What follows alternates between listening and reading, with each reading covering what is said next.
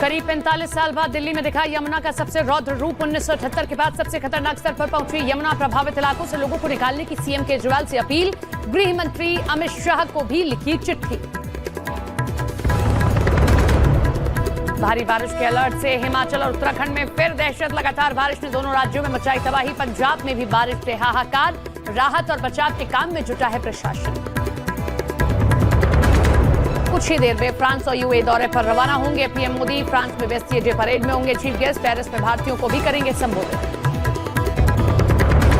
हरियाणा के गुरुग्राम में G20 सम्मेलन में शामिल होंगे गृह मंत्री अमित शाह। अपराध और सुरक्षा के मुद्दे पर संबोधन। देश विदेश के 900 से ज्यादा प्रतिभागी होंगे शामिल। मिशन राजस्थान पर जेपी नड्डा 16 जुलाई से करेंगे राजस्थान का दौरा। नहीं सहेगा राजस्थान अभियान की करेंगे शुरुआत।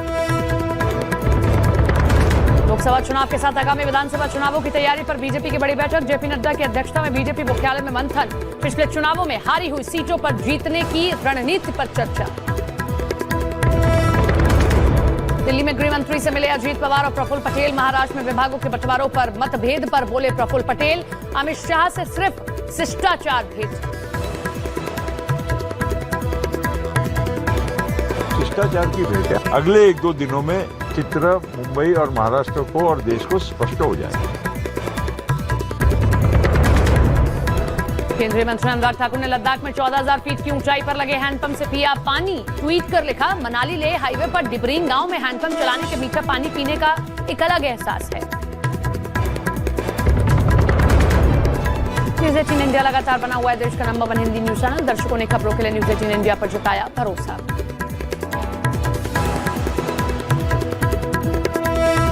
ये नया इंडिया, नए नजरिए का इंडिया, जहां लोगों का नंबर 1 भरोसा बनता है वो जो उनके मुद्दे, उनकी आवाज निडर होकर उठाता है। लोगों की नंबर 1 पसंद बनता है वो जो सिर्फ रफ्तार नहीं जिम्मेदारी पर भी विश्वास रखता है। देश का नंबर 1 न्यूज चैनल बनता है वो जो देश हित और जनहित दोनों को सर्वोपरि समझता है। न्यूज 18 इंडिया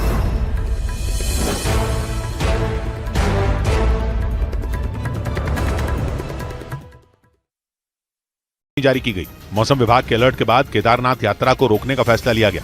आपदा प्रबंधन विभाग ने जानकारी दी कि बारिश की वजह से उत्तराखंड में 4 स्टेट हाईवे और 10 लिंक रोड पर मलबा आ गया, जिससे रास्ते बंद हो गए। वहीं हिमाचल प्रदेश में जारी मूसलाधार बारिश के बाद उत्तराखंड में भी बारिश का रेड अलर्ट जारी कर दिया गया। मौसम विभाग ने वहां अगले कुछ दिनों में जोरदार बारिश की संभावना जताई, जिसका मतलब यह कि तबाही की मार झेल रहे उत्तराखंड को अगले कुछ दिनों तक राहत नहीं मिलने वाली। मौसम विभाग ने उत्तराखंड के पौड़ी गढ़वाल, नैनीताल, चंपावत और उधम सिंह नगर के लिए रेड